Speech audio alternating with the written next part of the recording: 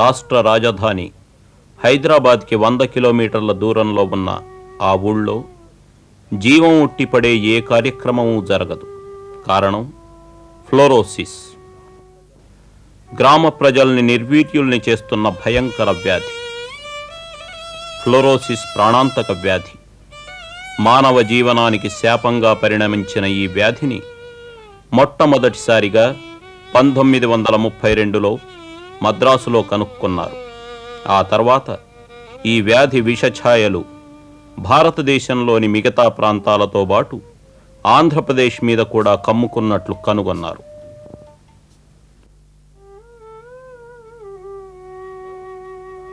ఫ్లోరోసిస్కు కారణమైన నీటిలో ఫ్లోరైడ్స్ అధికంగా ఉంటాయి. ఇవే ఈ ఉద్ధృతికి కారణాలు. నీటిలో 1 ppm అంటే పార్టికల్స్ పర్ మిలియన్ వరకు ఫ్లోరైడ్స్ ఉంటే మంచినీటి అవసరాలకు మంచిదే. కానీ ఆ శాతం మించితేనే చిక్కు. బట్లపల్లి వంటి ఊళ్ళల్లో అక్కడి అవసరాలకు వాడే నీటిలో ఫ్లోరైడ్ శాతం 12 ppm వరకు ఉంటోంది.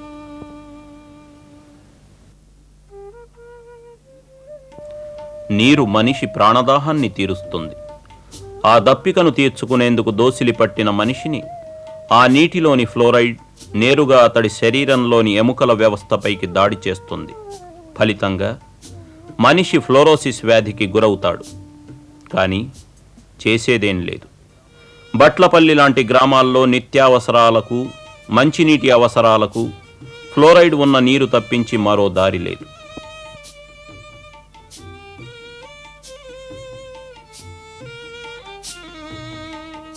ప్రాణాలను నిలబెట్టాల్సిన నీరు ప్రాణాల మీదకు తెస్తోంది. ఫ్లోరోసిస్కు గురైన వారిలో కొందరు నడకను పోగొట్టుకున్న కుంటివారైతే, మరికొందరు శరీరంలోని ఎముకల గూడును కోల్పోయిన అభాగ్యులు, ఇంకొందరు పూర్తిగా బలహీనపడిపోయి బతుకు నీడుస్తున్న జీవచ్ఛవాలు. ఆంధ్రప్రదేశ్లోని దాదాపు అన్ని జిల్లాలు 1 ppmకి మించిన ఫ్లోరైడ్ శాతాన్ని కలిగిన నీరున్న ప్రదేశాలే.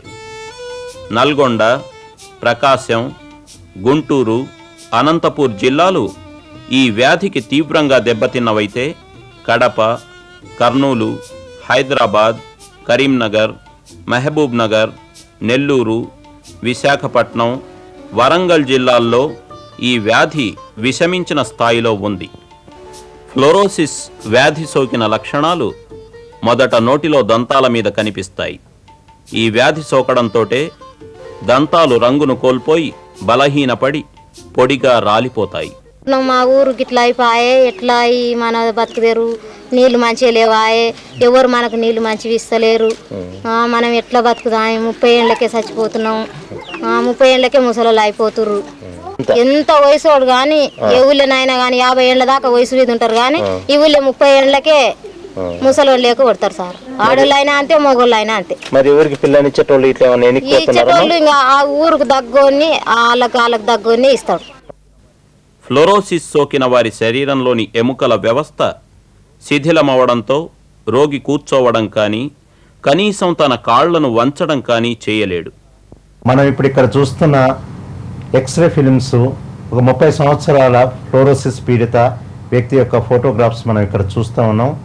ఇక్కడ మనకు ఈ వ్యక్తి యొక్క మోకాళ్ళ కీళ్లలో ఫ్లోరిన్ మితిమీరిన పరిమితి మించిన ఫ్లోరిన్ నీళ్లు 30 సంవత్సరాల నుంచి తీసుకోవడంతో ఈ వ్యక్తికి మొత్తం కీళ్లలో కానీ బొక్కలలో కానీ ఫ్లోరిన్తో నిండిపోయింది. కాల్షియం ఉండాల్సిన ప్లేస్లో ఫ్లోరిన్ నిండిపోయి ఈ ఎక్స్రేలలో తెల్లగా మెరిసిపోతుంది. ఈ రెండు ఒక కాలుకు జాయింట్ స్పేస్ ఉండేది కూడా తగ్గిపోయింది. బొక్కల సైజు కూడా పెరిగిపోయింది. నరాల మీద ఒత్తిడి చేస్తూ ఉన్నాయి. అయితే ఇవి ఎక్స్రేలో తెల్లగా కనిపిస్తుంది. ఫ్లోరిన్ అనేది డిపాజిట్ అయ్యి ఎక్స్రేలలో తెల్లగా కనిపిస్తుంది. ఇక్కడ మీరు చూడవచ్చు ఇక్కడ. అయితే ఈ వ్యక్తికి మనం చూస్తే ఈ వ్యక్తి యొక్క మూమెంట్స్, కాళ్ళు మడుచుకోలేడు, నిలబడలేడు, కూర్చోలేడు ఈ వ్యక్తికి. అయితే 30 సంవత్సరాలకి ఈ విధంగా ఈ వ్యక్తి యొక్క ఫ్లోరిన్ డిపాజిట్ కావడంతో నరాల సత్వ తగ్గిపోయి, బొక్కల సత్వ తగ్గిపోయి, నరాల మీద ఒత్తిడి ఎక్కువై ఈ వ్యక్తికి కూర్చోలేకుండా నిలవేయలేని స్థితిలో తయారైపోయిండు. అయితే 4 సంవత్సరాల పాటు ఫ్లోరైడ్ ఉన్న నీటిని సేవించినట్లయితే మనిషిలో ఫ్లోరోసిస్ వ్యాధి ముందుగా దెబ్బతిన్న దంతాల రూపంలో బయటపడుతుంది. ఫ్లోరోసిస్ వ్యాధి ప్రభావం మనిషి ఆరోగ్యం మీదే కాకుండా వారి మానసిక స్థితి మీద కూడా చూపిస్తోంది. కొందరు తల్లిదండ్రులు తమ ఆడపిల్లల్ని ఈ వ్యాధి సోకిన ఊళ్లలోని అబ్బాయిలకిచ్చి పెళ్లి చేయడానికి కూడా ఇష్టపడడం లేదు. కారణం ఫ్లోరోసిస్ భయం. కాళ్ళు పోతుంటాయి, నడుములు పోతుంటాయి, మెడలు పోతుంటాయి, కూర్చొని అన్నం రాదు, మంచం మీద కూర్చొని అన్నం తినటం. ఏ వయసు మీకు కానీ మీ పిల్లలకు మా పిల్లలకు మేమంటే ఎట్లా అట్ట జీవితం నడిచిపోయి కానీ మా పిల్లల భవిష్యత్తు ఏం చేయాలి, ఎక్కడ పోయి బతకాలి, కొద్ది గొప్ప ఆస్తి ఉంటే వదిలిపెట్టుకుని ఎట్లా పోవాలి, ఎక్కడ పోయి బతకాలి అనేది ఆలోచన ఉంది సార్ మాకు. ప్రభుత్వ బట్లపల్లి అని ఒక ఊరు ఉన్నది, 1 కిలోమీటర్ దూరం సార్. పాత బట్లపల్లి. ఆ కిలోమీటర్ ఊరు వదిలిపెట్టి ఇక్కడ కిలోమీటర్ వచ్చి కట్టుకున్నాం సార్. ఇవ్వలేడు సార్ దాంట్లో. ఫ్లోరోసిస్ దంతాల పైపూతను దెబ్బతీయడంతో పాటు శరీరంలోని వెన్నెముక, పక్కటెముక, కీళ్ల భాగాల కణాలకు కూడా తీవ్ర విఘాతం కలిగిస్తుంది.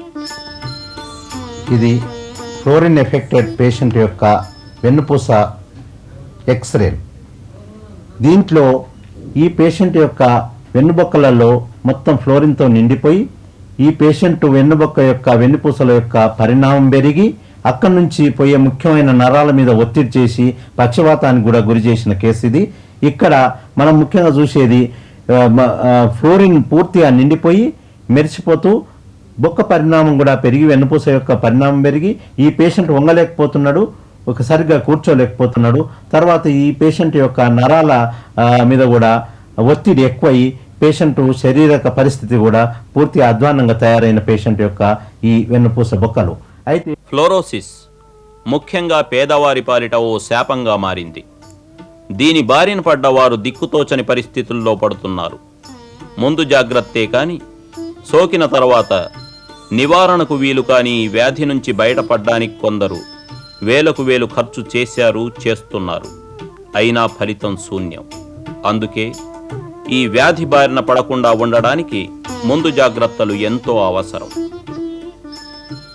వీటిలో ముఖ్యంగా రక్షిత మంచినీటి సరఫరా, బడిపిల్లలకు పోషక ఆహార పదార్థాల సరఫరా, గర్భిణీ స్త్రీలకు, పాలిచ్చే స్త్రీలకు విటమిన్లు, కాల్షియం గల ఆహార పదార్థాలు అందేలా చూడాలి. మాకు ఏరే నీళ్ళు మంచి నీళ్ళు రాపాయే, ఓళ్ళు పట్టించుకోకపోయి, గవర్నమెంట్ పట్టించుకోకపోయే. ఇక వస్తాయి గిట్టే వస్తారు, గిట్టే రాసుకపోతున్నారు, ఇంకొస్తాయి అని ఇంకా ఊరికి అనుకుంటున్నాం, బాధపడుతున్నాం. వంగరాదు రేవరాదు, ఇదే కష్టం. ఇప్పుడు 5,000 అయినాయి నాకు. ఎందుకు ఖర్చు పెట్టావమ్మా? ఈ నీళ్ళ గురించి. ఏ హాస్పిటల్స్ అన్ని తిరిగావమ్మా? అన్నా. ఏం చెప్పారమ్మా అక్కడ డాక్టర్లు? మీ నీళ్ళ నుంచి వదిలిపెట్టి ఎక్కడైనా పోవాలి, ఎక్కడైనా కట్టుకోవాలి. ఇది మందులతో తగ్గదని చెప్పారమ్మా? మందులతో తగ్గదు. ఏరే నీళ్ళు తాగితే నీకు తగ్గుతుంది. ఎన్ని మందులు ఇచ్చినా తగ్గదు. ఎన్ని మందులు ఇచ్చినా తగ్గదు చెప్పారా? చెప్పిండ్రు. అన్ని హాస్పిటల్లో ఇదే విధంగా చెప్పారమ్మా? కరెక్టే సార్, అన్ని చెప్పి అన్నారు. 5,000 రూపాయలు ఖర్చు అయినాయి. అయితే మందులతో మాత్రం తగ్గదని చెప్పారు నీకు? నీకు ఏరే నీళ్ళు తాగితే మంది ఇస్తాం కానీ ఆ నీళ్ళకి మంది ఇచ్చినా కానీ దండికి అన్నారు. బట్లపల్లిలో ఫ్లోరోసిస్ మహమ్మారి చివరికి పసివారిని కూడా వదల్లేదు. విరిసి విరియక ముందే ఈ పసి మొక్కలు భయంకర ఫ్లోరోసిస్ వల్ల మొక్కలోనే అనారోగ్యానికి తల ఒక్కవలసిందేనా? తన తోటి వాళ్లలా ఈ పసివాడిలో కూడా ఫ్లోరోసిస్ లక్షణాలు ఈ విధంగా వికృతంగా బయటపడ్డాయి. రాబోయే రేపు కేసి ఆశగా చూసే ఆ కళ్ళలోని కళ్ళలు కావలసిందేనా? నీటిలో అధిక ఫ్లోరైడ్స్కు కొండలు కొండంత కారణం.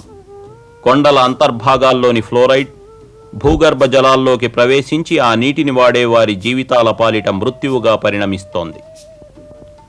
ఫ్లోరోసిస్ బారిన పడ్డ గ్రామాల్లోనూ పండే పంటల్లో ఫ్లోరైడ్ అధికంగానే ఉంటుంది.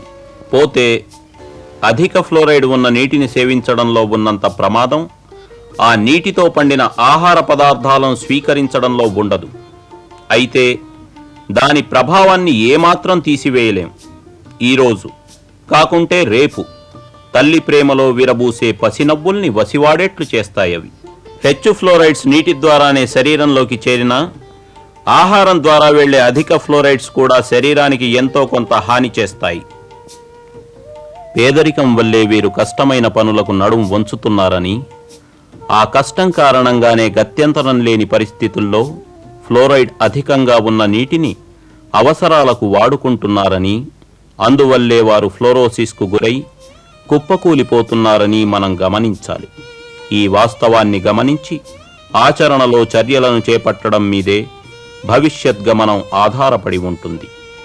ఫ్లోరోసిస్ మహమ్మారి నాగరికత 4 పాదాల నడుస్తున్న అభివృద్ధి చెందిన దేశాలను వదల్లేదు. USA, హాలండ్, ఇటలీ వంటి దేశాలు కూడా ఈ వ్యాధి సమస్యను ఎదుర్కొంటున్నాయి. అయితే అక్కడ ఈ వ్యాధి నీటి ద్వారా కాకుండా పరిశ్రమల కాలుష్యం వల్ల ప్రబలుతోంది. కాలుష్యంలోని అధిక ఫ్లోరైడ్ శాతమే ఇందుకు కారణం. ఫ్లోరోసిస్ సమస్యను ఎదుర్కోవాలంటే భూగర్భ జలవాడకాన్ని మాని భూ ఉపరితల జలవాడకాన్ని పెంచాలి. ఇందుకు నదీ జలాలు ఎంతగానో సహాయపడతాయి. ఫ్లోరో ఇంకా మిగతా ఎక్కడైతే నీరు నదీ ప్రవాహాల నుంచి మనం పైప్ లైన్ల ద్వారా నీరు తీసుకుపోలేమో ఆ ప్రాంతాలకు, ఉదాహరణగా ఎగువ తట్టు ప్రాంతాలు ఉంటాయి, ఆ ప్రాంతాల్లో మనం నదీ జలాలను తీసుకుపోలేం కాబట్టి అక్కడ మిగతా పద్ధతులను కూడా మనం ఉపయోగించుకోవచ్చు. ఉదాహరణకు నేరివారిచే నిర్ధారింపబడిన నల్గొండ టెక్నిక్. ఈ నల్గొండ టెక్నిక్ అనే డిఫ్లోరిడేషన్లో ఫ్లోరిన్ తక్కువ చేయడానికి మనం అక్కడ ఆలం అనే కెమికల్ సబ్స్టెన్స్ను వాడతాం. దానికి డిఫ్లోరిడేషన్ సెంటర్లో మనకు ఈ పదార్థం దొరుకుతుంది. ఇది మనం నీళ్ళల్లో కలిపినప్పుడు ఈ ఫ్లోరిన్ అనే పదార్థం కిందికి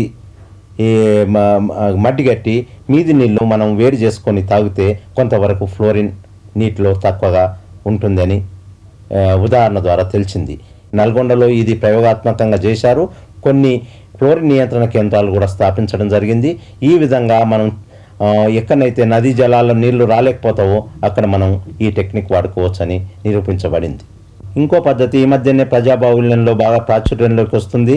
మేము కూడా చాలా ప్రాచుర్యంలోకి తేవాలనే ఉద్దేశంతో ఇంకొక ఈ టెక్నిక్ను 3 కుండల పద్ధతి అంటారు. దీన్ని పాట్ ఫిల్టర్ టెక్నిక్ లేకుంటే నెదర్లాండ్ టెక్నిక్ అంటారు. ఇక్కడ చూపించినట్లు మీది కుండలో మనం ఫ్లోరినేటెడ్ వాటర్ పోస్తాము.